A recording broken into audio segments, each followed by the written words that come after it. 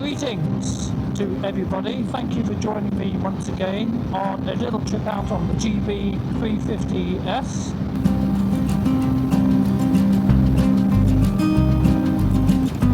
I think I'm going to change my my usual introduction, because quite often it's not morning or afternoon when you're watching the video. It could be any time in the evening, who knows. So I'll just change it to greetings. I think Stuart Fillingham and Ping TV and other people have done their AAP business to death, and I certainly don't want to copy them.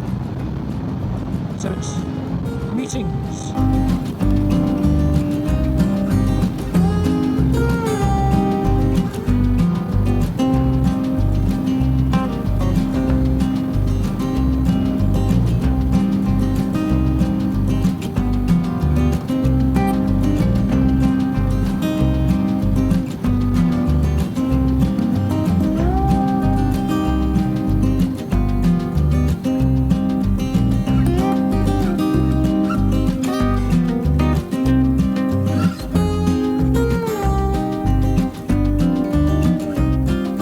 Makes me laugh that when you come into Pershore, they've got this 30-mile-an-hour speed limit, and I do try to stick to 30s and 40s because I genuinely think that they're right.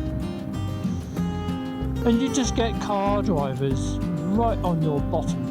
And this isn't too bad, but he is certainly pretty close. And if I had to brake for, I don't know, it could be anything, a pheasant or something, swerve, whatever it might be, and brake as well, you know, it would be dangerously close to the motorbike. It's backed off a bit now. Now I'm considering installing an exhaust, an aftermarket exhaust. The only two reasons or priorities for me to fit one of these is weight saving. Oh, I can go into third here, can't I? Keep forgetting. I could go into, so weight saving and sound. So I'd like a little bit of a deeper sound on tickover, only because I just love the sound of the single-cylinder engine. I just love that, and I want to, I suppose, exploit that sound as much as I can without being antisocial. And there are now a few options available. So it seems that can't remember what the company's called now. Forgive me. They do a nice selection of standard cans, which I think look quite good. It's the jury's out on that one for a lot of people I know. Much like the Yoshimura exhaust that Stuart's fitted on his. But I absolutely understand 100% why he's fitted that exhaust, because it is in keeping with bikes of the era of the 80s certainly. It absolutely is in keeping.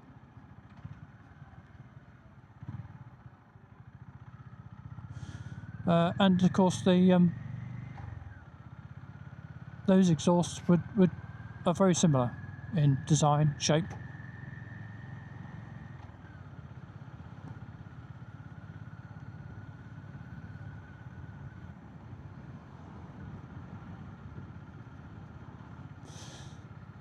So that's interesting. Of course, the other option is I know that some people have fitted the Red Rooster exhaust from India, and that looks quite good too. And that sort of keeps that conical sort of shape. They do a black and a bright stainless steel one. They look quite good, and they're very good value at the moment. They're so those come in at about £130.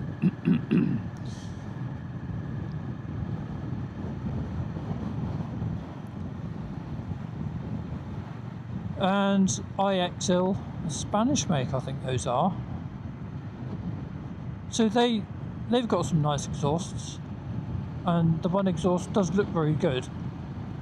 It's quite short though, but that's a conical design, and that's quite a lot more expensive though, about 250, something like that. So that's not cheap, but it's not particularly expensive either. and the most expensive, of course, being the Yoshimura. But in between that, you've got another option, and that is the Arrow exhaust, which does look very good as well. But to be honest, it looks almost identical to the stock item. Well, certainly from a reasonable distance anyway. I think it's pretty much even the same length, and even the heat shield sort of, like, I gather, just fits straight onto it. So yeah,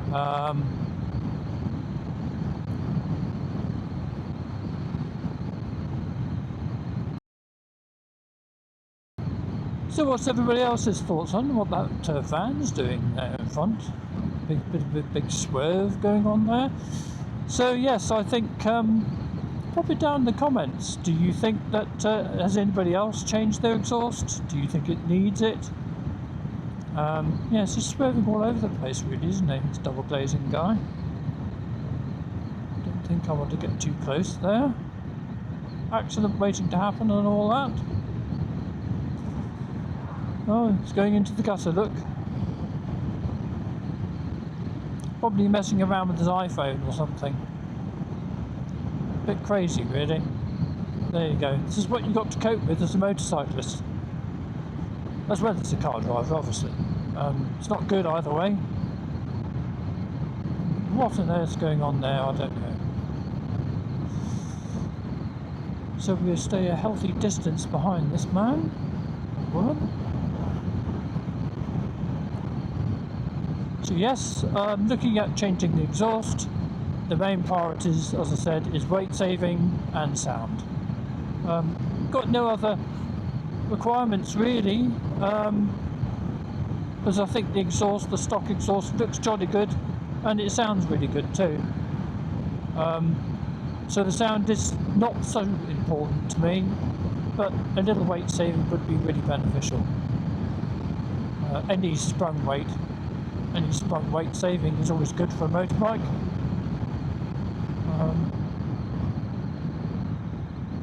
Alright, so we've got potentially got police vans up here. They always sit on the right hand side just as you come through here. Oh, and I just realised, look at that, I'm still in 5th gear. I haven't needed to change down. It's taken me, and still taking me, a while to get used to the filter, because it allows you to stay in the same gear without, you know, labouring the engine, of course, because it's happy to be there now. Now that, of course, might be just down to the fact that the engine is more run-in, or it could be down to the filter. But I noticed the biggest change was definitely the change, the biggest change happened post-installation of the filter. Before that it wasn't that obvious, but now it is. So a little bit more about the Motocoverz, and I'll put a link down in the description of where you can get those. They're very good. I've had a Motocoverz on my bikes before. The NX500, the Honda NX500, the seat on that was particularly harsh, I thought. Tended to squash you up against the tank. To be fair though, it was a brand new bike, and like everything, it all needs bedding in and that kind of thing, so yeah, probably needed that. But it did. It was quite a harsh seating on that, I felt.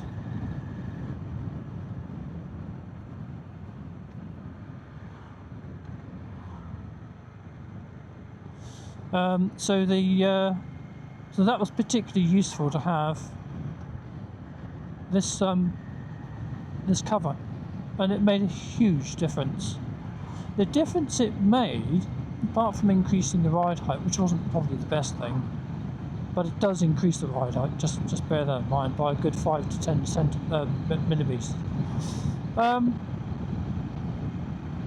What it actually does is it allows your body, I suppose, to breathe, because it gives you that little bit more space between the seats, which is invariably vinyl, with the natural fibre. So in the summer, actually, it's quite cooling. The other thing it did for me as well, obviously it gave me that more comfort, particularly pronounced on the NX500. Because of the thickness, it pushed me back away from the tank, and actually that was much better for me. Whereas on this bike, which has got more of a bench seat, and it's very comfortable from the off actually, this seat's amongst one of the best seats I've had on a motorbike. Yeah, it's not really necessary for the comfort side. But that being said, I can report to you now, it is comfortable. It's very nice actually. It's quite squidgy, it's quite luxurious. I think they're about £40. But have a look in the description in the comments section, and then you can go and have a look yourself. I think most bikes are catered for, and I think if you reach out to them and get in touch, they could probably sort you one out if there isn't one. But yes, what a lovely bonus day today. Really is nice change, and we're very, very fortunate to have, certainly so far anyway, a pretty warm November so far. What does everybody else think of that article which appeared in the press, I noticed, about apparently the gloomiest October last month for 60 years.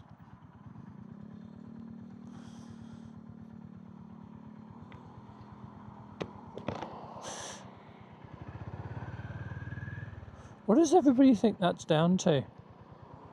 Be interested to hear your comments. Pop it in the comments, because I must admit I'd noticed that it was very grey. It's like a whiteout all the time. Yeah, just a constant grey all the time. Yes, usually at this time of year, November and all that, it's usually a case of when the fireworks start going off, it's usually a frost, and then they start sprinkling salt everywhere. So that's the end of that, isn't it? Unless you're prepared to wash your bike, even if you only had the bike out for a few minutes. And then of course your tyres don't warm up, so it can get a bit, you can definitely get very sketchy on the road.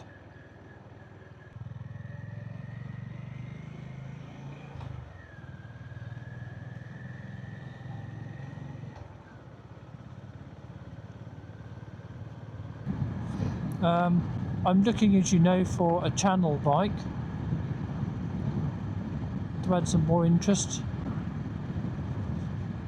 and I've got 3 or 4 options there, if I can afford it. By the time this video comes out, it'll just be a week or so before Mrs. Reeves' budget in the UK. So with any luck, hopefully I will be able to afford to buy another bike next year. That of course might change.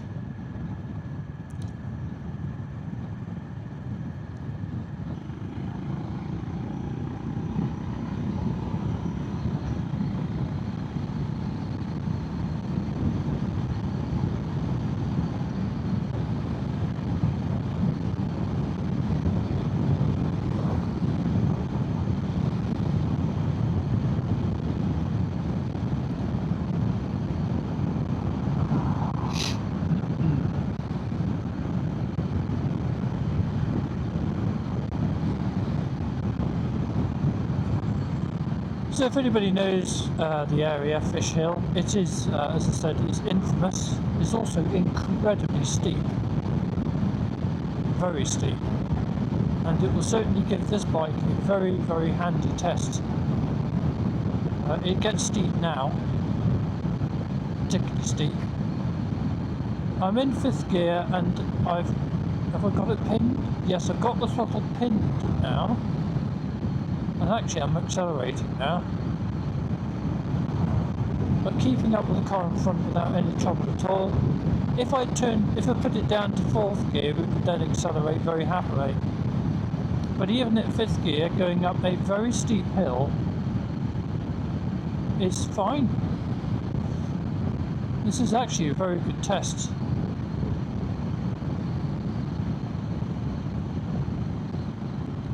Still pinned at 50. I'm going to have to back off now as this car is.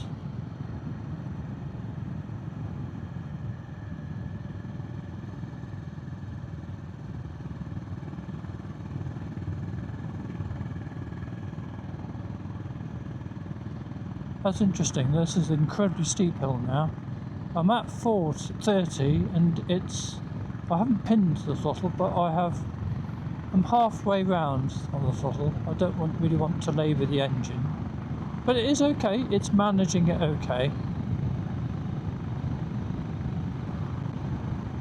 It is managing it.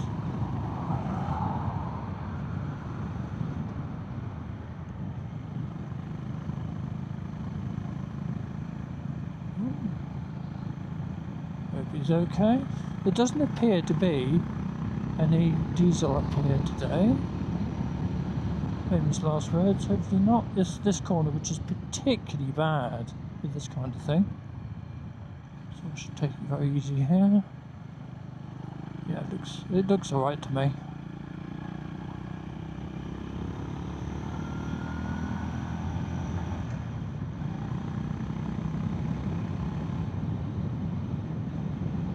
But that hill is an absolute killer, and is a very good test, a litmus test for any motorbike, particularly the lower powered motorbikes. Oh, I've got a pedestrian here.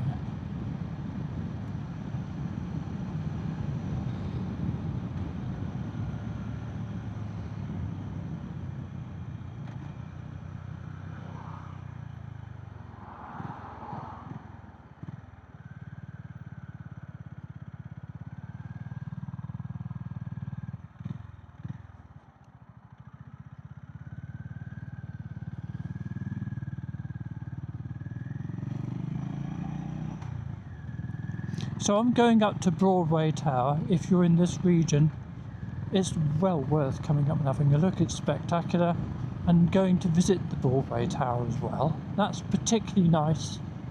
It's not the cheapest place to come, but it is definitely well worth coming. It's beautiful out here, and the Broadway Tower itself is well worth going to go round and have a look at. No, you're not going to see that. I'll pop a link up here somewhere to the Broadway Tower, and you can have a look at it. It's well worth coming up, summer or winter, any season. It's just a lovely place to come. Bring the kids. No, it's great. Well worth it. It's a good place to come up with a motorbike. There's a cafe up here. You can get a bite to eat, coffee. Yeah, it's good. In fact, there's 2 cafes, to be honest.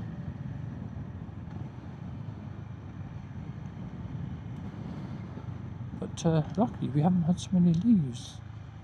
Perhaps they've all blown away at the moment. Oh, there's a few leaves here, look.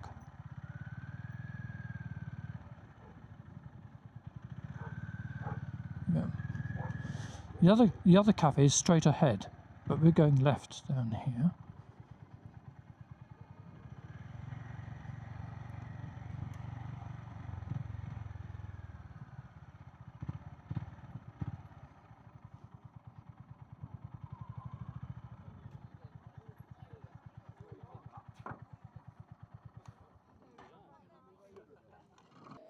You get a lot of people up here.